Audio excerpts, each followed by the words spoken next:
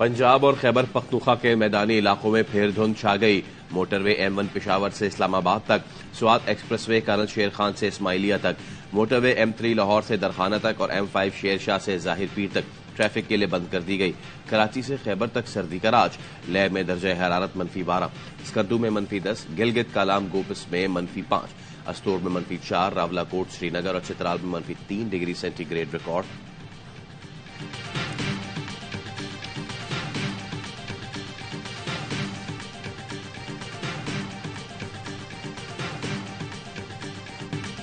घर में घुस कर मारेंगे, नवे की तकसीम और नफरत की सियासत को हमेशा के लिए दफन कर देंगे।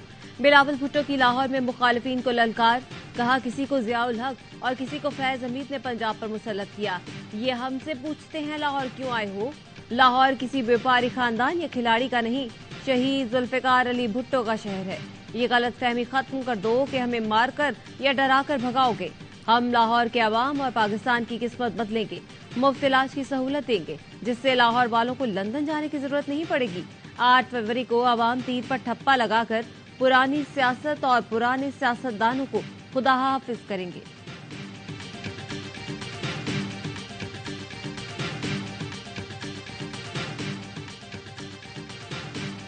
सेनेट की करारदाद हमारे मौक़िफ़ की तायद है। सिर्फ इलेक्शन नहीं, इलेक्शन का माहौल चाहिए। माहौल की बेहतरी के लिए अगर इंतखाबात मुलतवी हो जाए तो आसमान नहीं गिर पड़ेगा। मौलाना फजलुर रहमान ने इलेक्शन इल्तवा की करारदाद की हिमायत कर दी। कहा ऐसे हालात तो 2008 और 13 में भी नहीं थे जब हम जलसों में नहीं जा सकते। हमारे जलसों में शिरकत पर लोगों को धमकियां दी जा रही हैं।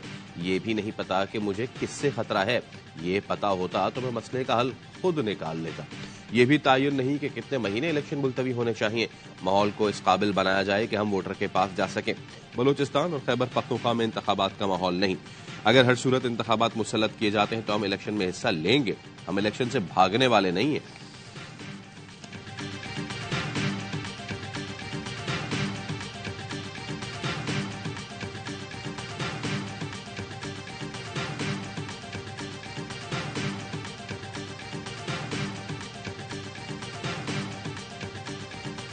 आठ फरवरी के इंतखाबात मुल्क की तरक्की का आगाज साबित होंगे।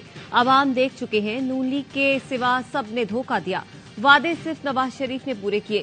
सदर मुस्लिम लीग नून शहबाज शरीफ की पार्टी रहनुमाओं से मुलाकात में गुफ्तगू, कहा मालियाती इदारों सरमायाकारों के साथ साथ अवाम का एतमाद बहाल करेंगे। इक्तिसादी पॉलिसी में तवाजुन लाएंगे, सबको साथ लेकर चलेंगे।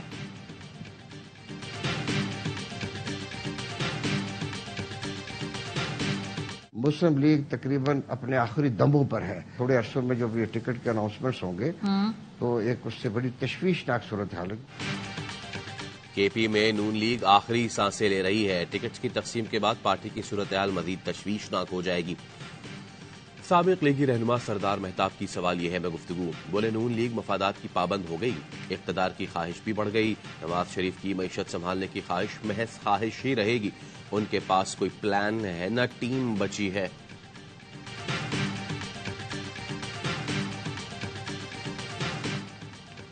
द इकोनॉमिस्ट में बानी पीटीआई का मजमून अडयाला जेल से नहीं गया।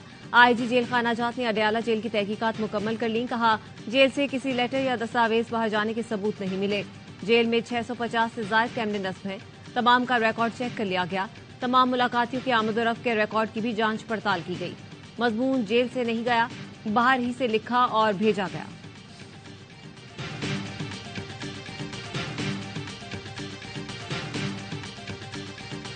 ये आर्टिकल क्या खान साहब ने खुद लिखा है या उनकी इमाम पे किसी ने लिखा है? आर्टिकल खान साहब का है, इमरान खान साहब ने लिखा है। बहुत सी मिसालें मिलती हैं जिसमें कि जेल के अंदर से किताबें लिखी गई, खतूत लिखे गए, पब्लिश हुई, उनको कोट किया जाता है, वो मास्टरपीसेस बने। तो ये पहला मौका नहीं है।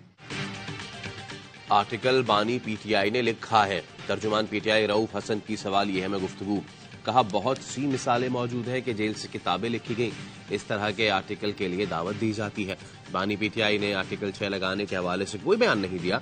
बानी पीटीआई बहुत बार कहा है, हम बदले लेने नहीं आएंगे। मुल्क बदले लेने से आगे नहीं चलता। हमारा मंशूर अगले हफ्ते लॉन्च हो रहा है। बल्ले का निशान मिलने का इम्कान नहीं। उम्मीद है हमारी पिटीशन सुनी जाएगी। देखते हैं क्या होता है। हमारे पास बैकअप ऑप्शन भी मौजूद है।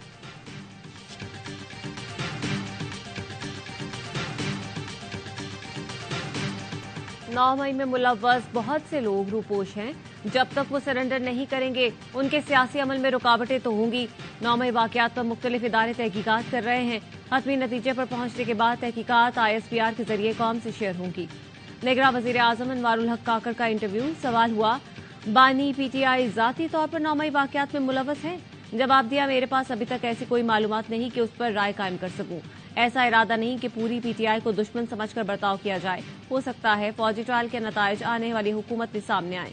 8 फरवरी के शाम या 9 की सुबह तक पता चल जाएगा अवाम ने किसको वोट दिया।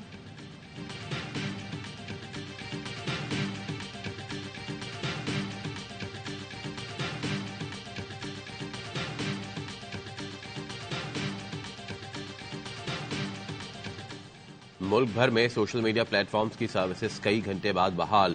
सार्फिन को समाजी राब्तों की वेबसाइट्स तक रसाई में मुश्किलात का सामना करना पड़ा। Human rights council of Pakistan की मजम्मत। कहा, इंटरनेट में रुकावट आलमी कवानीन की खिलाफ वर्जी है। हुकूमत पाकिस्तान की जिम्मेदारी है कि बुनियादी हुकूक बरकरार रखे।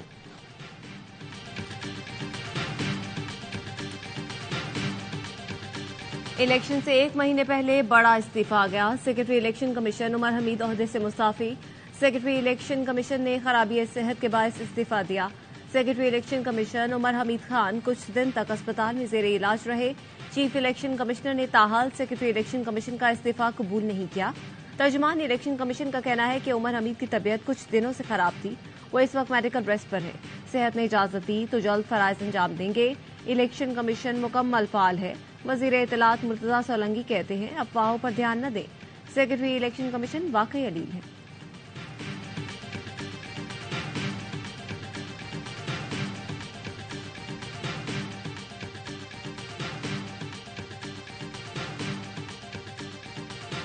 RO ने नॉमिनेशन पेपर्स इमरान खान साहब के इसलिए रिजेक्ट किए। उन्होंने कहा कि आर्टिकल 63(1)H के तहत वो नाअहल हो गए हैं। RO ने सिर्फ ये देखा कि सजा हो गई है तोशाखाना केस में, इसलिए वो डिस्क्वालिफाइड हैं। जजमेंट रिजर्व कर ली है कि हम 10 तारीख को इंशाल्लाह अनाउंस करेंगे। बानी PTI के NA नवासी मियांवाली से कागजात मुस्तरद किए जाने के खिलाफ अपील पर फैसला महफूज। 10 जनवरी को सुनाया जाएगा। बैरिस्टर अली जफर कहते हैं, बानी PTI पर लगाए गए इल्जाम पर नाअहली नहीं बनती। उनकी केस में सजा मुअत्तल हो चुकी। नाअहली का फैसला RO नहीं कर सकता, ये कोई अदालत ही कर सकती है।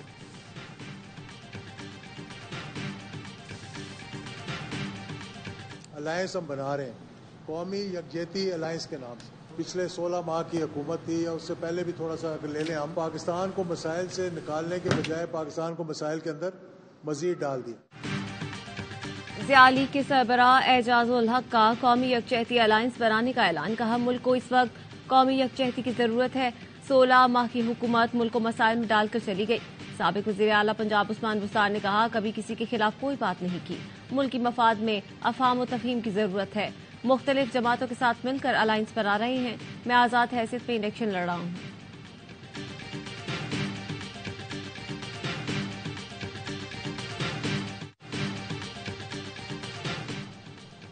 मौलाना फजलुर रहमान का वफ्द के हमरा काबुल का दौरा। अफगान नायब वजीर आजम बराए सियासी उमूर मौलवी कबीर से मुलाकात।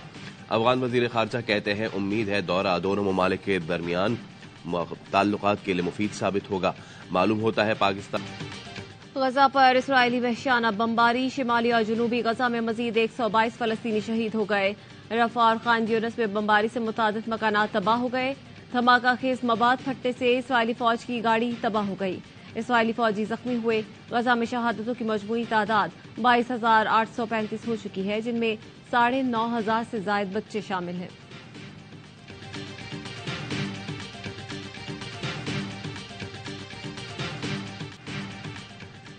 अल जजीरा के ब्यूरो चीफ वाइल अल दहदूद का बेटा हमजा साथी साफी समेत इसराइली हमले में शहीद। वाइल ने अभी 1.5 महीने पहले ही बीवी, बेटी और नवासों को मिट्टी में उतारा था। सिर्फ एक बेटा और बेटी जिंदा बचे थे। हमजा वाइल को उसके साथी सहाफी मुस्तफा समेत इसराइली ड्रोन ने निशाना बनाया। शहीद होने तक हमजा बाप की तरह बहादुरी से सहाफती जिम्मेदारियां पूरी करता रहा। वाइल गमजदा लेकिन टूटा नहीं, दोबारा माइक थाम लिया। कैमरे के सामने खड़े होकर दुनिया के सामने सच लाने की जिम्मेदारी निभा रहा है। गजा में जारी इसराइली दरिंदगी से 109 सहाफी शहीद हो चुके।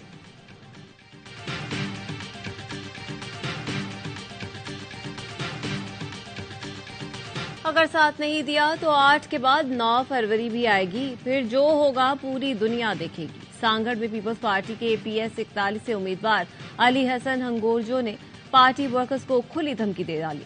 कहा, हुकूमत पीपल्स पार्टी की बनेगी। पीपल्स पार्टी के जियाले और वर्कर्स को बताना चाहता हूं, सीधे होकर हमारा साथ दो, दूसरी सूरत में हिसाब किताब होगा जो पूरा सांगड़ देखेगा।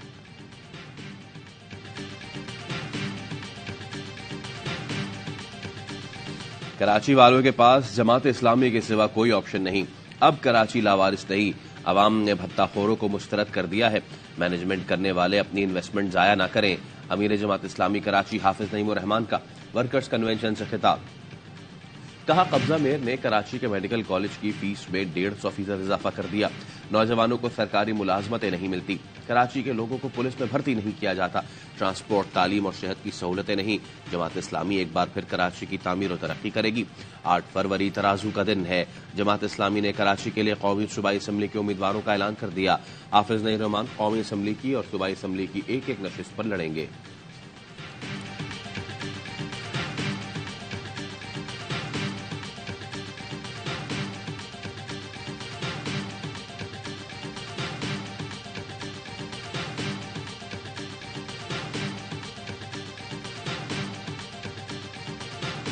कराची में जमात इस्लामी के कारकुन के कत्ल का मुलजिम औरंगी टाउन से गिरफ्तार। पुलिस जराये के मुताबिक गिरफ्तार मुलजिम का ताल्लुक कलदम तंजीम से है। मुलजिम ने वाक़े वाले रोज मकतूल को 4 से 5 कॉल्स की थी। गिरफ्तार शूटर के पास से 30 बोर पिस्तौल भी मिला है। मुलजिम इससे कबल CGD के हाथों गिरफ्तार भी हो चुका है।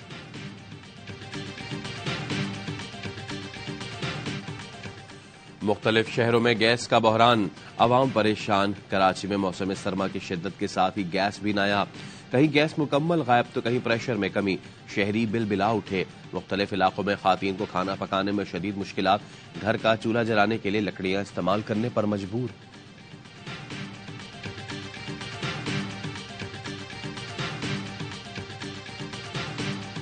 चुनाव की पहली कौमी इंसदादे पोलियो मुहिम का आगाज आज से होगा। 4.5 करोड़ से ज्यादा बच्चों को पोलियो से बचाव के कतरे पिलाए जाएंगे। इस्लामाबाद, कराची, हैदराबाद, सक्खर, कोयटा, पेशावर, कोहाट के सीवरेज में पोलियो वायरस की तस्दीक। जराये के मुताबिक इस्लामाबाद से मिलने वाले पोलियो वायरस का जीनियाती ताल्लुक पेशावर और पेशावर से मिलने वाले वायरस का जीनियाती ताल्लुक अफगानिस्तान और रावलपिंडी से है।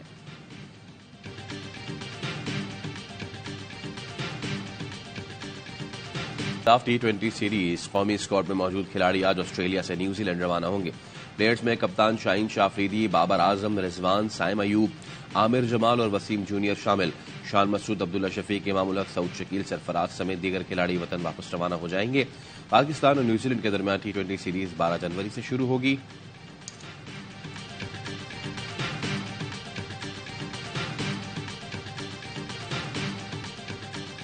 कौमी टीम के साबिक हेड कोच ग्रांट ब्रैडबर्न ने PCB से इस्तीफा दे दिया। वर्ल्ड कप में नाकामी के बाद ग्रांट ब्रैडबर्न को ओहदे से हटाकर नेशनल क्रिकेट अकेडमी भेज दिया गया था। ब्रैडबर्न ने ओहदा छोड़कर इंग्लैंड में काउंटी की जॉब कर ली।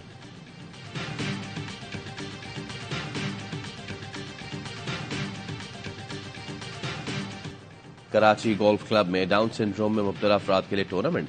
इवेंट में 100 से ज्यादा गोल्फर्स ने हिस्सा लिया। बेहतरीन परफॉर्म करने वाले गोल्फर्स में इनामात तकसीम।